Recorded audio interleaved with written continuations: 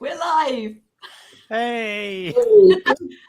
Good morning, good afternoon, good evening, ladies and gentlemen, wherever you may be in the world. Welcome to today's conversation on today's conversation on Gift of Healing TV. Oh dear, I've had one of those days. I apologise. I'm Sarah Jane, a very confused Sarah Jane, and I am delighted to be joined by my co-host Patricia. Patricia, welcome. Hello, it's great to be here. We've all survived quite a day. We've had no power most of the day, so I'm so delighted to be with you. And I'm really delighted to welcome my guest this evening, our guest this evening, David Tyrrell, who is facilitator for Spirit and a very well-known one in Scotland. And feel very blessed, very honoured, David, to have you here. And I'm looking forward to discussing your subject, which is all, of course, about reconnecting with nature, and also why it's so important to you. So perhaps you would tell us just a little bit about yourself and why is that so important to you? Well, first of all, thank you for inviting me along. It's a real pleasure to be here. I've been working for Spirit about 33 years now, and as a channeler, a teacher. And I suppose it's been particularly last 10 years, that this subject of reconnecting back to nature has really come about for me. All my work has been kind of subtly coming in on the background about the importance of connecting back to nature, why we should connect back to nature, and how much benefit we can have just by being in nature. So it's been something that's kind of brewing for the past 10 years, but now the past couple of years, it really is showing its importance on why we need to reconnect back to nature and how we can reconnect back to nature. Yes, and it is a wonderful subject, one that is dear to my heart. So, okay, who's going to start the ball rolling then? What do you think? We have got people who've said, Linda said hello, Hi. Moira says hello, and Colette says hi. Oh, wonderful. Well, I think we've got to understand that we are all part of nature. We're not separate from it. And when we separate from things, we become a little bit less of how much we truly are. And it may have been over years, decades, maybe centuries, that we have become detached from being part of nature. And that could be that we've chosen to step back. It could be that we've found ourselves manipulated to stepping back from nature. But this is a time we really need to step back in and reconnect, because as we become detached, it's really important that we have become out of balance. We have become out of balance with nature and the natural world that we are a part of, and the nature has become unbalanced with us. So because of this, our body then can seem as if there's a dis-ease within ourselves and a dis-ease with our connection to nature. It's even maybe 2 or 3 generations back, we were still quite connected to nature. We remember about grandmother's remedies, and all we had then was, oh, you're going to have some of this, a bit of honey, a bit of rosemary, or whatever was out there. And I remember somebody, I can't remember in the family who it was, but they made nettle tea. Yeah. And that was so good. And now that is all coming back. We're realizing the importance of connecting in to what is natural, because it then helps us balance our well-being and our health with that of nature. And we know we have to, some people have to have supportive medication, but so much medication has come from the natural world. Absolutely, yeah. Aspirin, for a start, Yeah. that came from the willow tree. So it's really important that we in some way reconnect back and start connecting back to Mother Nature, to Gaia, because it needs us and we need her. Yeah. It's so important. We are nature, they need us, and nature and vice versa. And that came to me after the first lot of restrictions, shall we say, of where we could go, where we couldn't go. Yeah. Lockdown. Yeah. And it was really suffocating. And the first place I went out into was a great big park. Mhm. And both myself and my partner, we were just walking back to the car, and the trees, there was two lines of trees, and they just stopped us. And you could feel the energy just stopping you and making you wait. Mm. And we both got this message from the trees, and they said, "Thank goodness you're back." And then when they said, "We've missed you. We've missed your connection. We've missed your attention." And it was like even the trees had been starved of that connection that everybody needs with one another. Yeah. And nature was calling out. It was really the most incredible, profound experience. And that's really when it started for me to hit home, to look more into connecting back to nature, how we can do it, even on the simplest things. Even if we haven't got a garden, we can go and connect. And people say, "Oh, you talk to the trees." Yeah, why not? They're talking to us. We need that exchange of energy.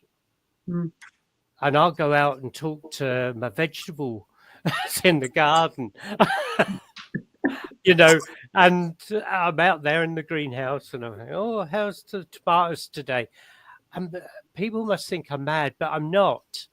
You're not, because you are connecting back on that energetic level. And we need to find a way, because we know walking in nature is so therapeutic. Yeah. Yeah. It's a meditation in itself. Absolutely.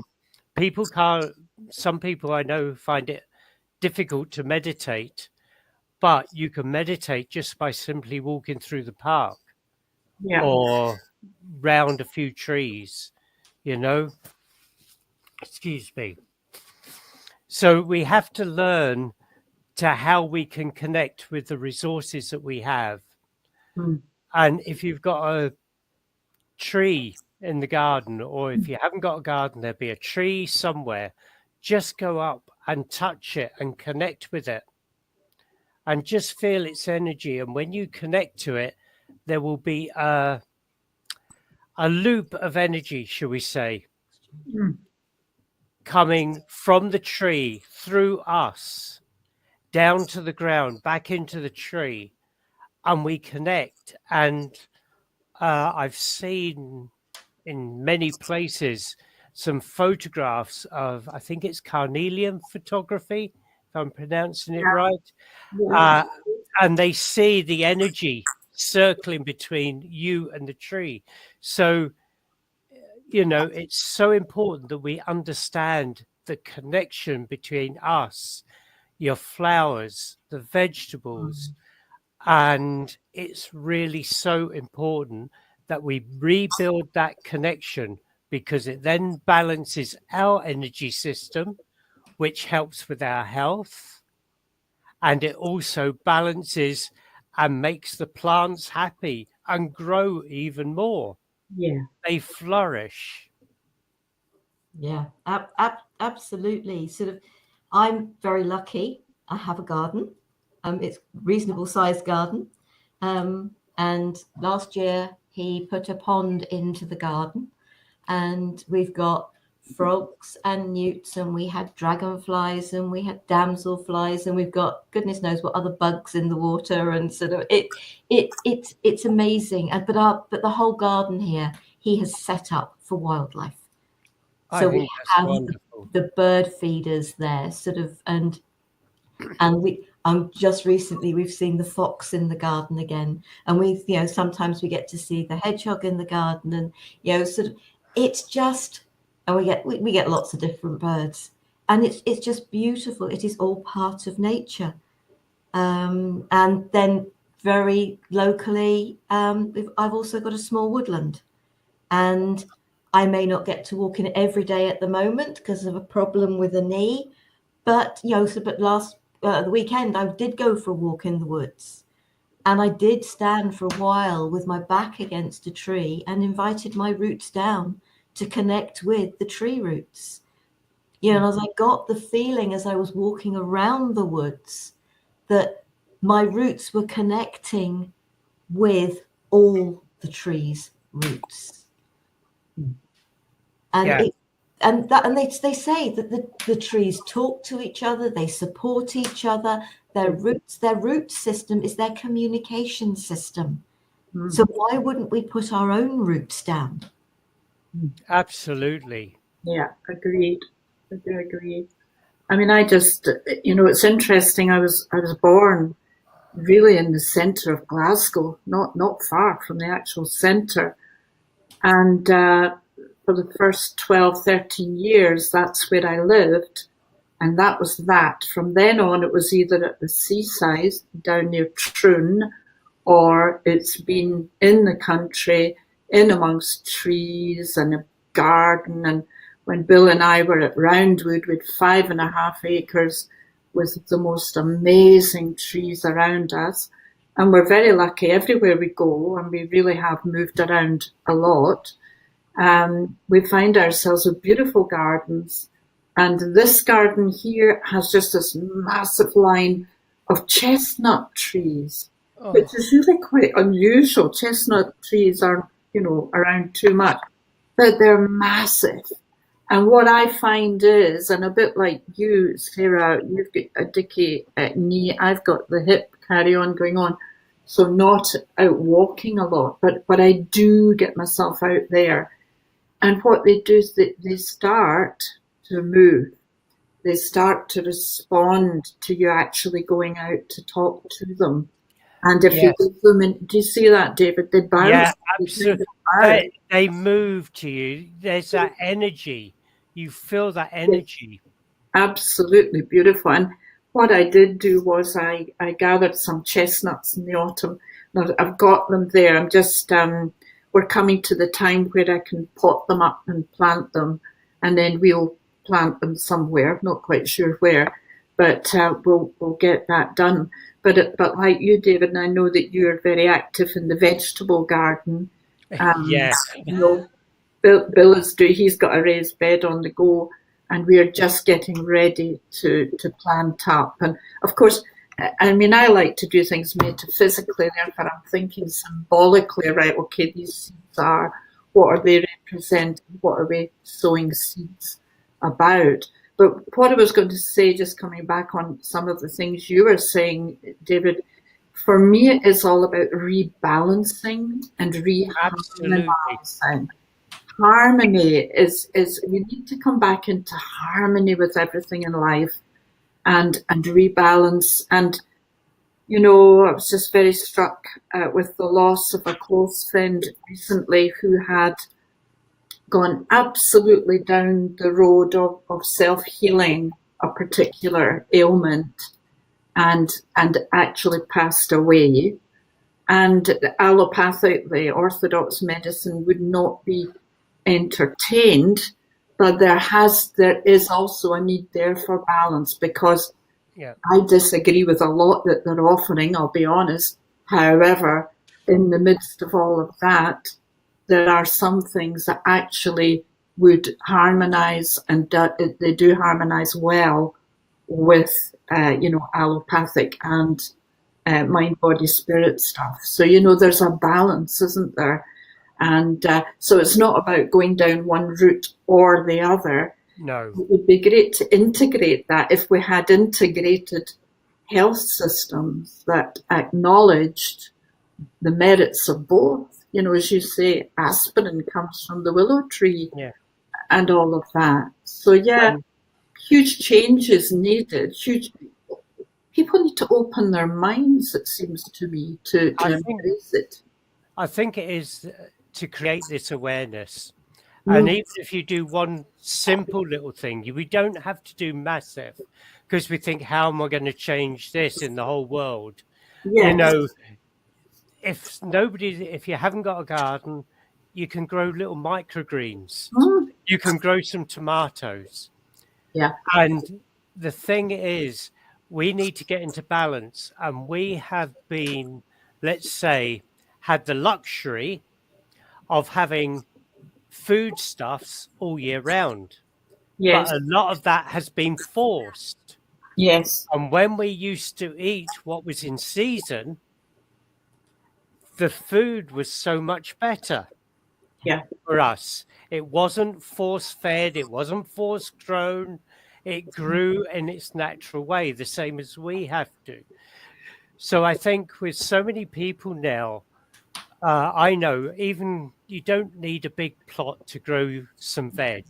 A few pots, and I've got just planted my potatoes out and my garlic from last year. So you don't need a massive amount of space, but if you can just do a little bit and start eating what is in natural in season, that cannot be any worse. That must be an improvement for our health. And that is connecting back to nature in its natural rhythm. And we have, we've had the luxury of eating tomatoes all year round for one reason or another. But it would be really lovely to get us back to eating what's in season as we used to do. That has to be good for our own body rhythm. It has to be good for our soul. And it has to be good for our physical well-being as well, because we are part of nature. Yes. And we go through seasons. Absolutely. And as nature does. Absolutely. We kind of went mad with beetroot, not this past year, but the one before. And I'd forgotten, I don't know why, but you do get taught when you're doing this thing that you just sow a week at a time. And that brings your beetroot up, so many weeks apart. And so I had sown them all at once. I couldn't give beetroot. I couldn't, honest to God, I'd everybody giving them beetroot is so good for you because it grounds you and it's got iron and all these wonderful things. So yes, there are little. The other thing I must recommend are Aldi cake boxes. Those plastic boxes that your cakes come in Aldi and Lidl and all these places, and they are their own little greenhouse. So you put the soil, excuse me, in the base. That's where I sow my seeds. Then I close the lid, and they'll come up. You see, and then you can plant them outside once you've hardened them off. So that just happens on the windowsill. So people could they could grow them even bigger there. Yeah, it's absolutely. It's so good and it's so rewarding. Yes. That you feel good inside just to go back and say, look what I've grown, if it's a dozen potatoes from one plant, but that really makes you feel good inside. Yes. And it's so important to get out, even in the cold weather. It's been a bit chilly lately, but Yes. even just going out to the garden and trimming a few of the old flowers and, Yeah. speaking to the trees or whatever, it's really so important. And we should learn how to live in a season. And this came up to me today, and it said, right, in the autumn or the fall, um, we're letting go of everything. The trees are letting go. Yeah. And that's what we should look at and say, okay, we're letting go of all what's done good, all what's not needed. It served its purpose. Now we have to let go. So in the autumn, we let go. And then during the winter, we rest. We rest our body ready for the growth in the spring. So we have to have this, I suppose, little hibernation Yeah. to ourselves just to rest, to take time. And then in the spring, we can start sowing all those new ideas, all that new energy. And in the summer, we flourish. And if we look at our lives that way, we don't have to wait a year to do that. But if we're taking a process of letting go, and when we let go, we need to rest, because that's really quite a shock to the system by Yes. letting go, whether it's physical, emotional, practical. It's a process that we need to allow to release. And then we can start sowing the new seeds. So if we start linking how we work Mhm. as nature works, we can learn so much from nature. We really can. Oh, yes. And Absolutely, David. I'm just agreeing with you. Totally get that. Sarah, what are you thinking about all this? No, I was just sort of thinking, how beautiful is autumn Oh, yes. and the beauty of letting go. If we listen to nature, nature shows us how beautiful it is. yeah, There are some spectacular colours and beauty to go with that. Linda says she loves a wee talk with her houseplants. But I'd like to also touch back to something you said, Patricia, which was about you were either sort of in Troon by the beach. Well, we're talking about very much about trees and gardens, but also it's the energy of water. The water. And especially in the summer when it's warm enough to be able to actually take your shoes off, walk barefoot in the sand, in the sea, on your lawn, physically reconnect with nature.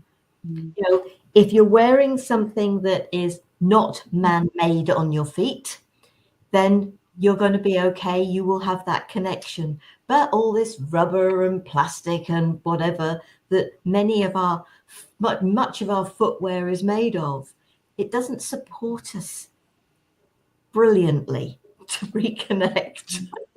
But in the summer, when the warmer weather comes, we can. I don't get me wrong, there's no way I'd go walking barefoot in the woods. Not with the amount of dogs that walk in the woods. But so getting out in nature, being able to walk in the woods is brilliant. But it's also allowing ourselves to reconnect with water. Yes. It's not just about the water we drink, the water we use for our cooking, etc. It is. I'm not such a lover of the seaside and the beach, but I love rivers. Maybe it's because I don't know. Maybe it's something to do with the sounds, the flow of a river.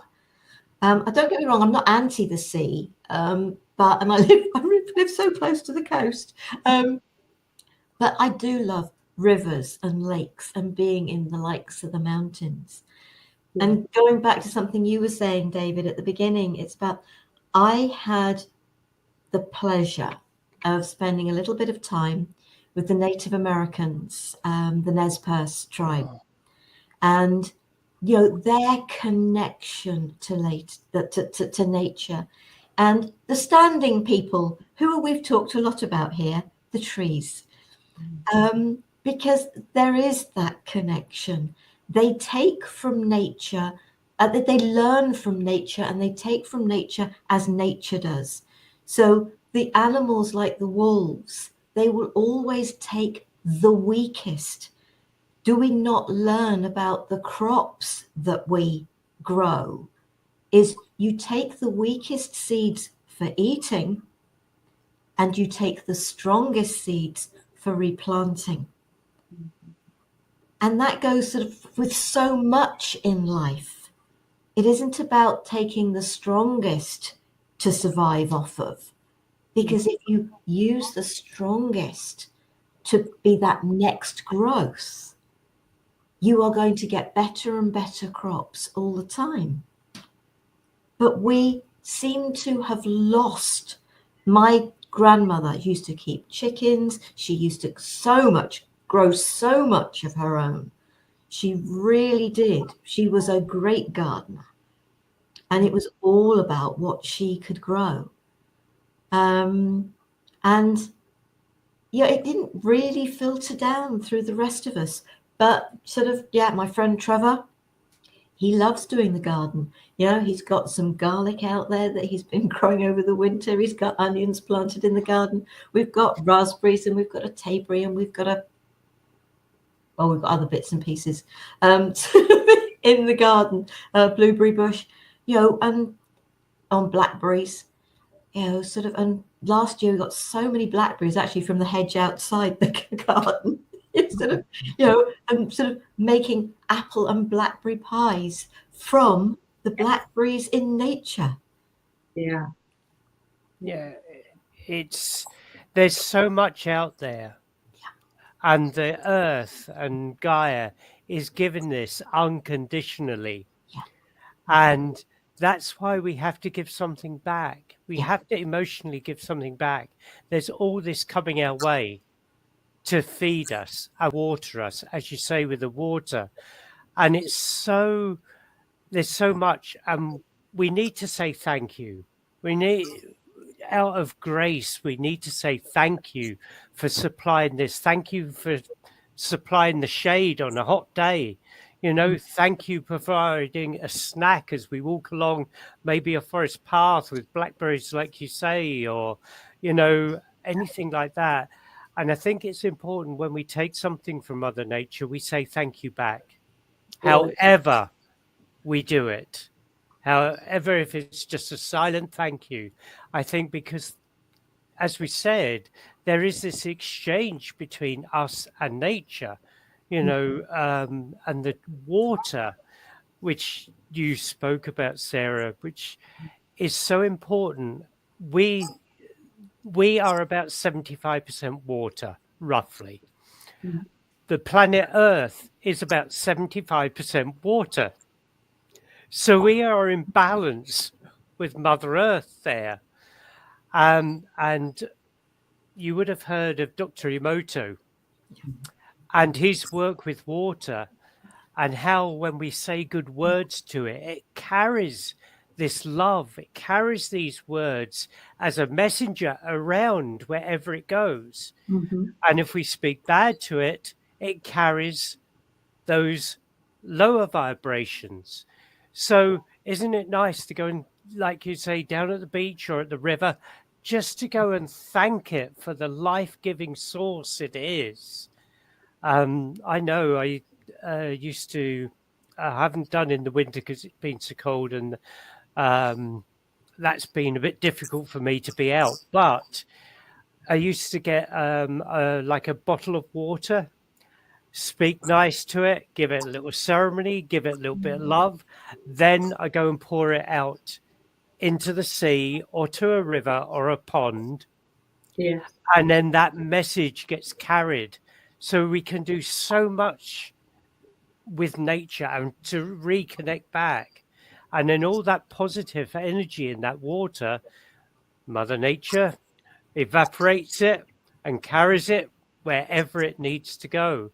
So if you don't have a garden, There's always these little things that you can do to reconnect back. It's so, so important. Yes, beautiful. So nobody should think, oh, I can't do, I'm not big enough for this. How can I do all this work? There are little simple techniques. Going to speak to a flower, holding a bottle of water, and the miracle tone of nature, because everything is vibration, everything's energy. So the miracle tone of nature is 432 hertz on the solfeggio frequencies. So by playing that, you are helping balance. And I went out and played, you see these grails, this one here, the purpley blue one, that resonates at 432 hertz. And I went down to the river, we was on holiday, and I went down to the river and I just started playing this, and all the fish came into the edge of the water, hundreds of fish, because that was the resonance that was calling them. And then I was playing it another time and I just thought, oh, what's that there corner of my eye? And there's an otter just sitting beside me, listening to this sound. So it was just absolutely incredible. Mother Nature is a miracle. Sorry? The symbol of the divine feminine is otter. She's all about feminine medicine. She came in, that was a message for you. Oh, well, it just sat there. That's wonderful to hear.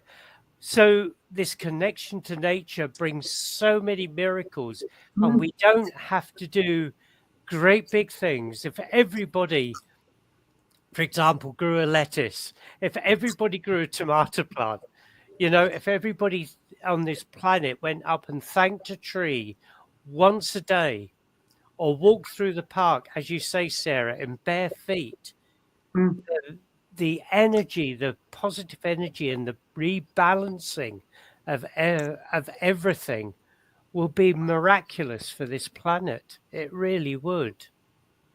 And I agree with you, David, because what I'm always aware of is that we are all one, and the oneness extends to Mother Earth. There is no separation.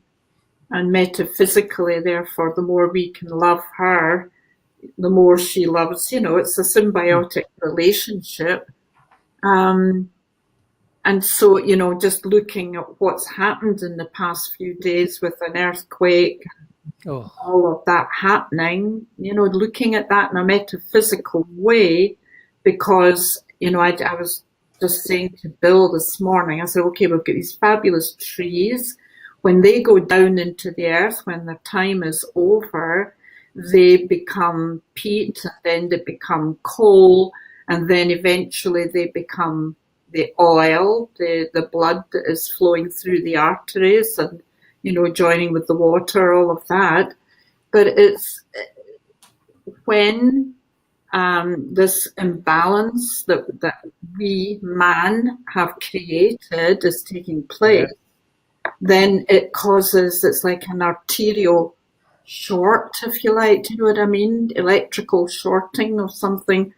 And I feel that's really, it's, such a dreadful disaster at such a cost to humanity. And yet, I can see what's happened. And I sometimes wonder then if I'm imbuing her with that degree of cognizance, are we then saying that there is an inbuilt,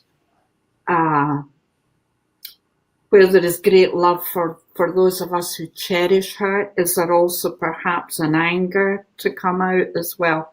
I don't know. I'm asking you, what do you two think? Well, I think I've said for a long time, when we get these natural disasters, like the volcanoes erupting, like the tsunamis and the undersea earthquakes and everything, I feel when I connect to Mother Earth, she is screaming. Mm-hmm. Yeah. And she's going, I've had enough. Yeah. I can't take anymore. And that's what it feels like sometimes to me. And like anybody or anything that is being bombarded all the time, it gets to a point where you say, I'm not going to take anymore. Mm. I've got to be respected. Mm. I've got to have thanks back. And Yeah. I think this is what we've got to learn. And this tragedy over in Turkey and Syria is awful. And Total. it must be absolutely dreadful. Mm. But we have to take lessons from this, and we have to say, Mother Earth is a greater, you know, thing than anything, and we have to give a bit back. You know, there's some people with crystals, and we give love to the crystals, and we go and put them back, and we give them back to Mother Earth Yeah. with love. Yeah. And it's a simple thing, but Yeah. you're putting that love back in the ground, and that's what Mother Nature is telling us. You Mm. know, I've had enough. Mm-hmm. I've got to shift Mm. the energy that's going on now. Mm-hmm. And so if everybody, what's there, 7 billion light workers basically on this planet, Yeah. we're all beams of light. We have 7 billion people in here. And if those 7 billion people could just do something a little bit for Mother Earth or for the wildlife or plant a tree or anything like this to support Mother Earth, we could make absolute massive changes. I agreed. Yeah, absolutely, David. You're so right. And It's it's a huge opportunity. This, if we can open minds to that level of awareness, that would be truly wonderful. I guess it's up to all of us, to keep talking about it and sharing about it, and this Gift of Healing TV, Sarah.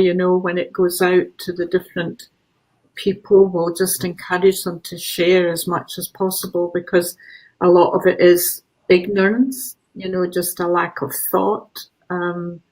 And it would be wonderful if we could make a difference that way, without a doubt. Yeah. Yeah, it doesn't have to cost anybody anything, No. which is wonderful. All Yeah. this is at our so much at our fingertips. We Yeah. don't have to see it as a financial cost. We can No. do so much that is not a financial cost to help this. So everybody can help in some way. Yes. I think, bear in mind that Gaia, Mother Earth, is a living entity. Mm-hmm. She needs to breathe, to move, to stretch. And for me, I don't see the earthquakes, etc., as an anger so much as that need to breathe, that need to move. The tectonic plates, Mm-hmm. it's all part and parcel. The ring of fire, sort of that area of volcanic sort of movement. We've had the earthquakes, not to that degree here in the UK. I've actually felt it right here in Bournemouth. Oh There was my! one particular one that there was, and I just said, and I felt it. Yes. But how we choose to perceive it. But for me, I choose to perceive that she requires to move. Mm-hmm. Yes. She may not breathe as regularly as we do, but every now and again, she needs to take that breath. And if she takes a deep breath in, she's going to be filling her lungs, and she is going to be expanding. That is going to create movement. That is going to create eruptions. That is going to create things to happen. Yes. Yeah. And the other thing was going back to the rivers, etc. Sort of a couple of years ago, or maybe a bit longer, actually, thinking about all the lockdowns, etc. It was very much a matter of choosing to try and record, because I work with sound, because I work with toning the voice, and going and standing in the River Dart. And no, it wasn't barefoot, because at the time of year it was far too cold. So it would have been great to do it barefoot. But let's be honest, I was in wellies, sort of Wellington boots, but stood in the river and toning to the water. And the aim was for the water. But do you know what? my intention is whoever. But the joy of that was this was a river. This was a flowing entity that would flow down to the sea. So as you were saying about then the evaporation, but also that energy being taken down into the sea and then going, and connecting with the seas around the world, and offering that energy to the water. And you were talking about Dr. Emoto, and I actually stand, I probably need to redo this. I actually stand my water, and I don't know whether you can see that, but it says love. So I stand my water, but you can do that with homeopathic remedies. Yeah. It's not the ideal, but if there is a homeopathic remedy you really cannot get hold of, you draw a circle around the base of the glass, you pour water in it, and you write the remedy into that circle, and you place. But I think the other thing we have to remember, it's all very well placing your glass over love. If you pick that glass up in anger, the energy of that is going to go into the water. Yeah. It doesn't matter how much love has gone into it from that piece of paper. If you pick up the water with a negative energy. So it's thinking about the energies that you bring when you drink the water, eat your food, the gratitude, the pleasure in what we eat. Far too much pleasure in chocolate. No, there can never be too much pleasure in chocolate. I have to disagree there. But it's thinking about the energies. So if we are angry when we eat, that is the energy that our food is going to be taking into our bodies. Absolutely. Yeah. If we're angry when we go for a walk, that is the energies we take out. But again, if we just allow ourselves, we have roots. Invite them down. If you use energy of Reiki, if you've learned Reiki, if you've learned another energy healing, why not think about opening the channel and just holding your hands down and letting the earth as you walk take the energies it requires from you. You're not giving the energy, you're offering it. Yeah. We haven't got to grow food. There is so much we can do that can support in ways that we may not be able to do other things. Absolutely. I remember doing a guided meditation, and I just do it inspirationally. And they come through and they said to everybody, wherever you put your foot, have big hearts on your feet. Imagine big hearts on the soles of your feet. So every step you take, you're putting love into the ground. Yeah. And that's exactly the same. There's so much we can do.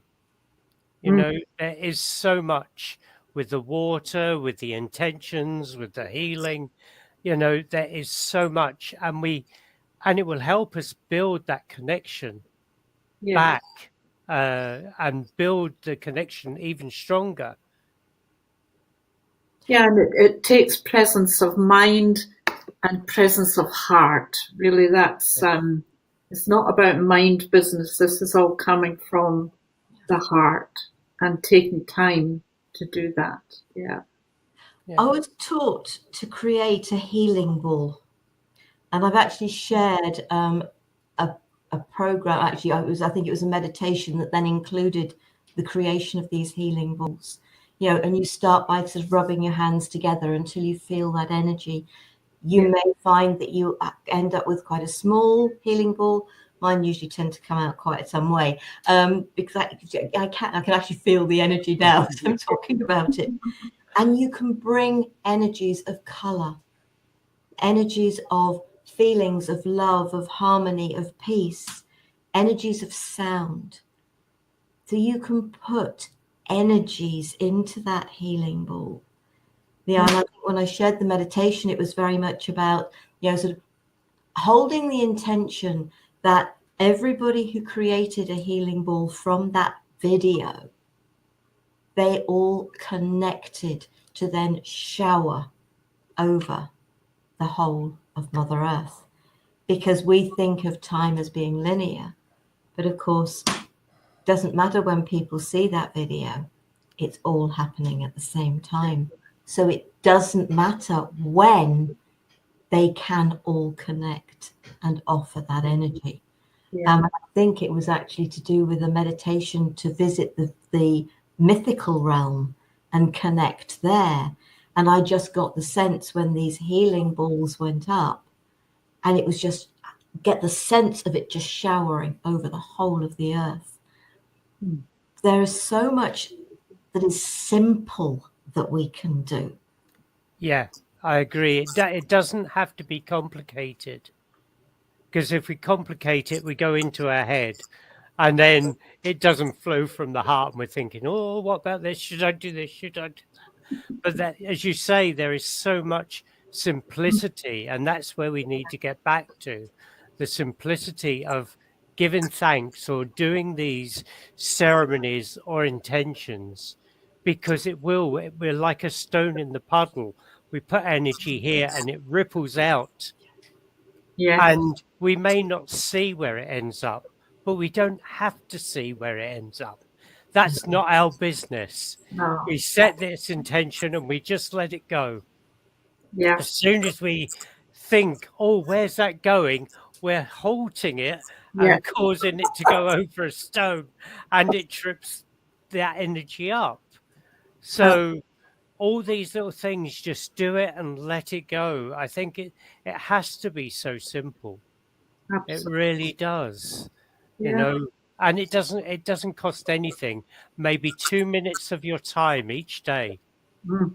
And we've all got that. We've all got 2 minutes to sit down and give gratitude to Mother Earth or some healing in some way or another.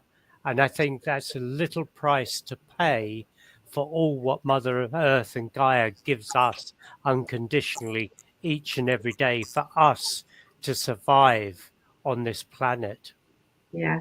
Beautiful. Lovely. I don't think, though, that necessarily putting our roots down is all about taking. For me, I get a sense that putting our roots down is almost an honoring, an acceptance of our oneness with. Yeah. Yeah, we are going there. We're putting ourselves down, which it comes back really to us being disconnected. Yeah. We've taken our roots out of Mother Earth. Yeah. You know, and we have become disconnected, and we need to connect back to become rebalanced and part of the whole again. We have broken away and let's say fractured our connection. Yeah. And that's not good for Mother Earth. It's not good for us. But there's the word, David, fracture. That's what's just happened. I hear what Sarah says, and I agree with what Sarah's saying, but it's that word fracture, because that is such a massive line, I forget, fault line, is it they call it, that's being created. So there is the word fracture. But you know, as you're speaking, I'm just thinking, in a way, I'm quite excited, because I do feel this is an opportunity, because we're all going to go from this. I mean, I don't know how anybody else is feeling, but I'm feeling very excited about this conversation, and hopefully those that listen to it will as well. And we'll take it forward, and we'll go out and really start talking about it more. Because I do believe more and more people are beginning to literally see the light and open their minds. They've been so, their left brains have been so massaged into the male, archetypal male thinking, which is all linear and factual and la, you know, and get them more into the divine feminine, the right side. So, you see, this is exciting, because, you know, as far as I'm concerned, mother God aspect has come back. And in fact, I was hearing on the news this morning, and this is Ireland, remember, that they're going to make God gender neutral, which I have to say caused some hilarity to the people presenting the program. It's happening here as well, Is it? Patricia. I Yeah. just thought, well, it's fabulous, But it's wow, come on. So people are really opening up, and I think we've got to be really positive and know that more and more people will get onto this, and the more. We're here for a purpose. I sometimes think I'm still here, obviously, for a purpose. So, having come through quite a bit, I know you have as well, David. So, it's like, whoa, okay, something going on. Come on, guys, we'll really just get motoring. It's exciting, don't you think, Sarah? Oh no, I love doing what I do. I love these conversations, the meeting of people, the like-mindedness. Yeah. And it's that creating of that net for the Mother Earth, Mm. for all of us. And I love that we get to do this, and that they've created the technology that supports us to do it. Left brain, well done, left brain. But so much of the technology is trying to divide us. But actually, there are so many of us who thought, yeah, actually, we can use this to our advantage. Absolutely. Yeah, I think what it is as well, even going back, 5-10 years, we used to meet in groups and do teaching workshops, but it was people locally that we connected with. Yes. The past couple of years kind of encourage us to meet on here. So that was a good thing that come out, because now these messages can be reached across places and to people we would have never normally met or spoken to or would have connected in. Yeah. And I think so many people felt isolated in their thoughts, but now it's bringing all that together. Absolutely. And it's bringing all that energy, all that light into various like-mindedness, and it's really can create a powerhouse. And I hope, even if this reaches 6 people, let's say, it would lovely to be more and more, but even if it reached 6 people who started working with Mother Earth and took one thing from this, it would be absolutely amazing. Yeah, it really would. Totally, I agree. Yeah. The benefits for Mother Earth would be wonderful. So you've got the water that you can work with, giving a gratitude, a thank you, holding a tree and just connecting into the energy and giving it love. They need it. We need it. It's so simple. It doesn't have to cost anything. As you say, we don't have to find space to grow vegetables, but if you've got it, just think about doing it. It's so easy. I started my veg growing maybe two years ago, and I'm learning what I can grow, and I'm learning what I can't grow. But, so watch out for beetroot. It can try and take. I can't grow beetroot. But to save myself, Patricia, Really? I love beetroot and I cannot grow it, and I'm so disappointed. So radishes, but do you think I could grow beetroot? Not in your life. So, but it's fun doing it, and we don't have to be perfect at it. No. Any of these things, holding a tree, giving love to the earth, what is perfect?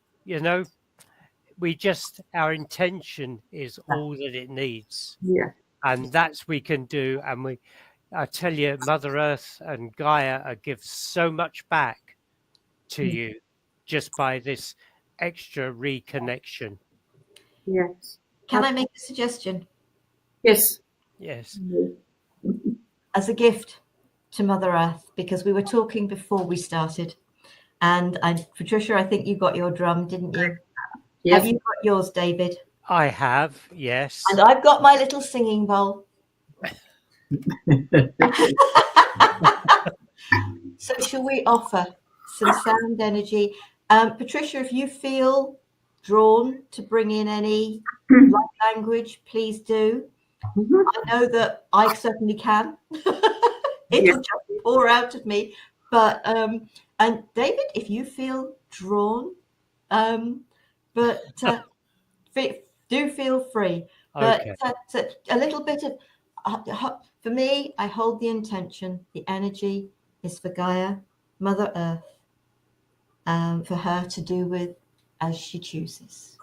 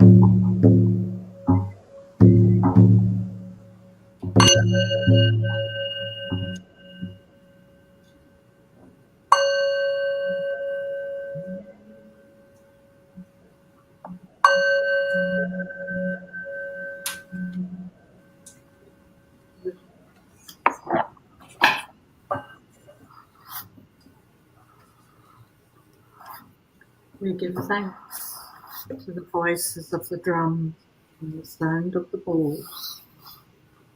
We give thanks to our own voices, to the voice of Mother Earth, and to the voice of God channeling through us.